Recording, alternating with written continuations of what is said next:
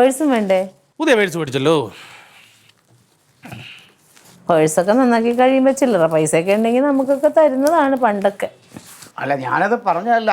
എൻ്റെ റോസെ, നീ ഇങ്ങനെ വിഷമിക്കല്ലേ. പിന്നെ എനിക്ക് ഉത്തരവാദിത്തമല്ലേ എനിക്കോ? ആ, അവൻ എനിക്ക് അനിയനല്ലേ. എൻ്റെ റോസ്മേരി, നീ ഇങ്ങനെ ബഹളം വയ്ക്കല്ലേ. ആ, അവൻ ഇവിടെ നിന്ന് നശിച്ചു പോകുമെന്ന് നീ അങ്ങനെ വിചാരിക്കണുണ്ടോ? ഇല്ലല്ലോ.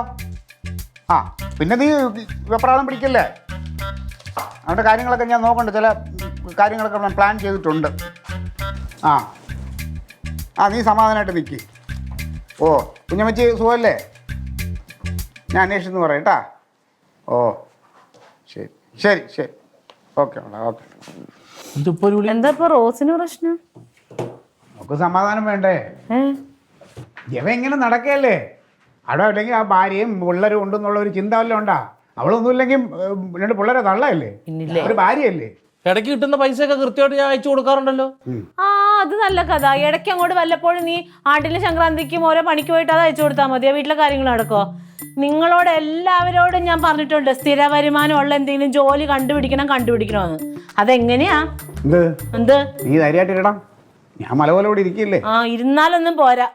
മലയാണെങ്കിലും കുന്നാണെങ്കിലും പ്രയോജനമുള്ള എന്തെങ്കിലും ചെയ്ത് കുടുംബത്തിന് വേണ്ടി ചെയ്യണം. ഹലോ, ഇവനെ ഞാനൊരു പരിപാടിയൊക്കെ ഒപ്പിച്ച് വെച്ചിട്ടുണ്ട്. എന്തോ? നിനക്ക് ഞാനൊരു സർക്കാർ ജോലി ഏതാണ്ടൊക്കെ സെറ്റാക്കി വെച്ചിട്ടുണ്ട്.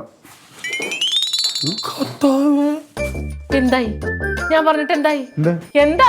എന്ത് ജോലി?